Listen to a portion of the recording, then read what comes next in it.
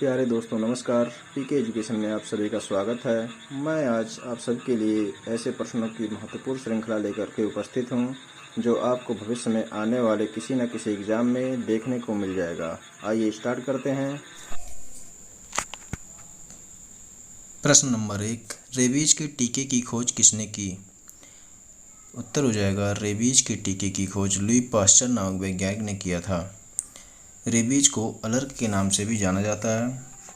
Rabies को अलर्क के नाम से भी जाना जाता है। इसका दूसरा नाम अलर्क है।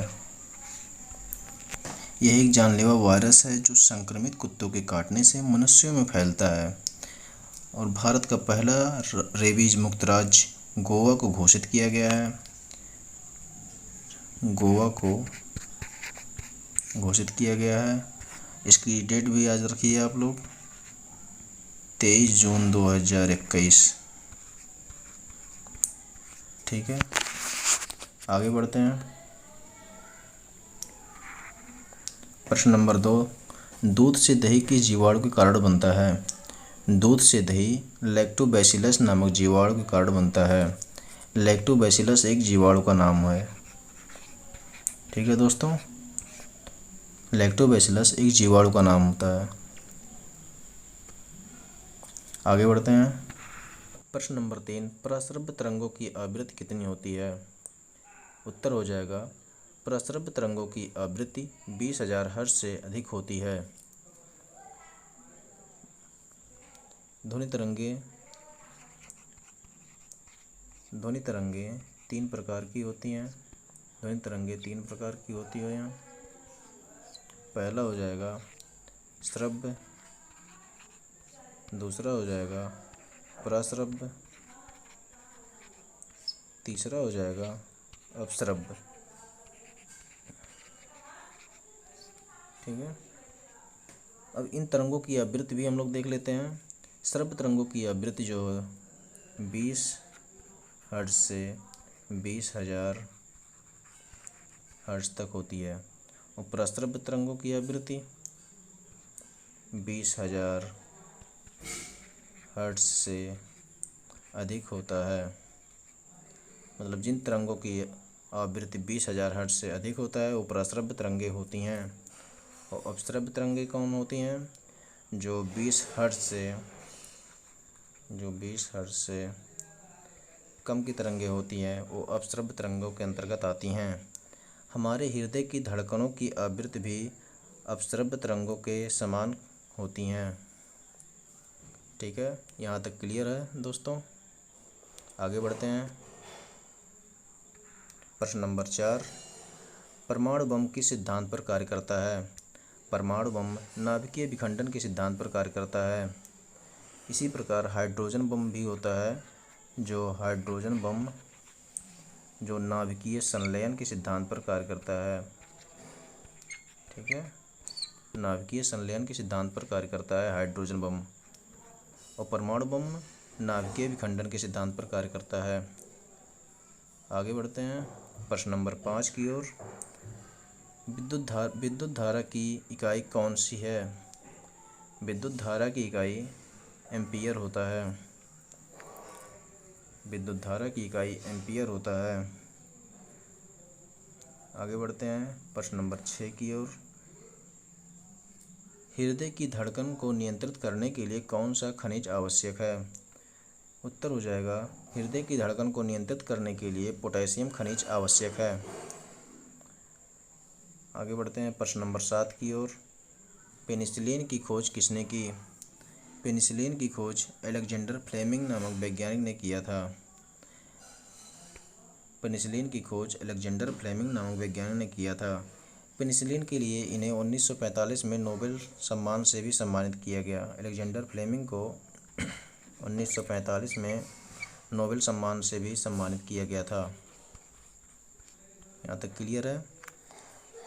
और अलेक्जेंडर फ्लेमिंग ने लाइसोजाइम नामक एंजाइम की भी खोज की थी। ये दिमाग में रखे रहिएगा, आप एक्स्ट्रा जानकारी है।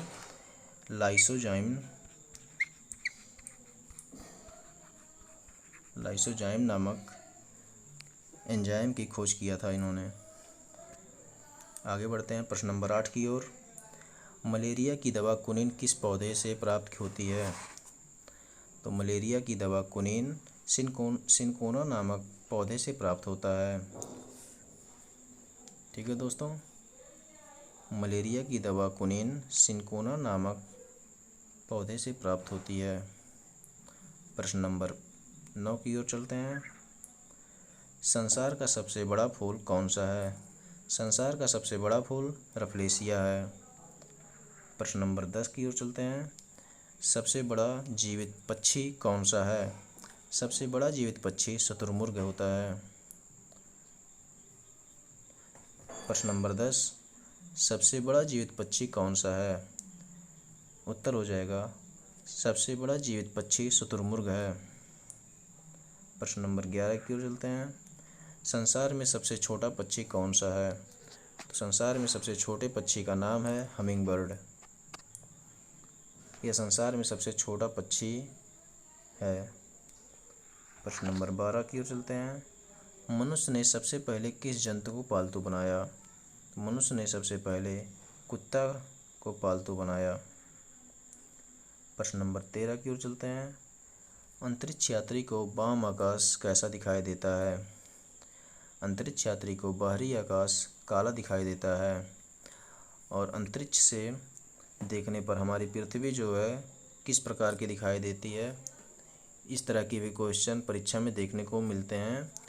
तो उत्तर हो जाएगा अंतरिक्ष से हमारी पृथ्वी एक नीले गोले की तरह दिखाई देती है। आगे बढ़ते हैं प्रश्न नंबर 14 की ओर। एटीएम का पूर्ण विस्तार नाम क्या होगा? एटीएम का पूर्ण विस्तार नाम ऑटोमेटेड टेलर मशीन है। प्रश्न नंबर 5 की ओर, प्रश्न नंबर 15 की ओर चलते हैं। संसद का संयुक्त अधिवेशन कौन बुलाता है? संसद का संयुक्त अधिवेशन राष्ट्रपति बुलाता है। राष्ट्रपति से संबंधित अनुच्छेद जो है आर्टिकल 52 से लेकर 62 तक राष्ट्रपति से संबंधित अनुच्छेद है। आगे बढ़ते हैं प्रश्न नंबर 16 की ओर। LBW शब्द किस खेल से संबंधित है? LBW शब्द जो है क्रिकेट से संबंधित है। इसी तरह परीक्षा में देखने को मिलता है राधा मोहन कप किस खेल से संबंधित है? राधा मोहन कप किस खेल से संबंधित है? तो इसका उत्तर हो जाएगा पोलो।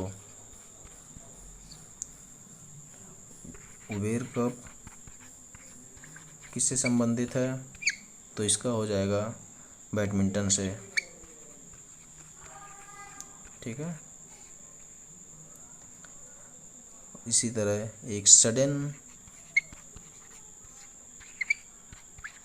हेत शब्द किससे संबंधित है? तो सडन हेत शब्द जो है कुश्ती से संबंधित है। ठीक है, आगे बढ़ते हैं क्वेश्चन नंबर 17 की ओर। वायुमंडल की कौन सी परत हमें सूर्य से आने वाली अल्ट्रावायलेट किरणों से बचाती है?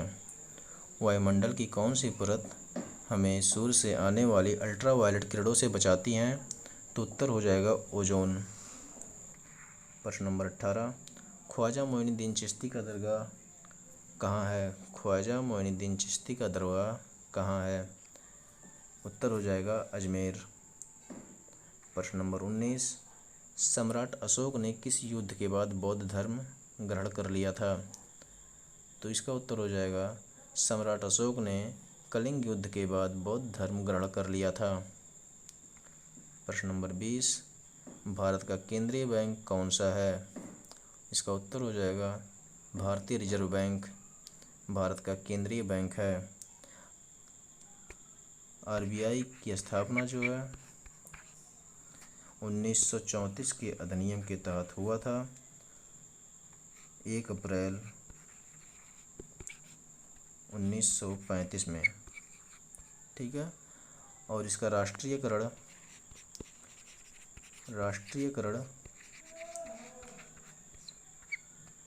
1949 में हुआ था। आज की प्रश्नों की श्रृंखला समाप्त होती है। दोस्तों, अगर वो जानकारी अच्छी लगी हो तो लाइक शेयर सब्सक्राइब करना ना भूलें। धन्यवाद।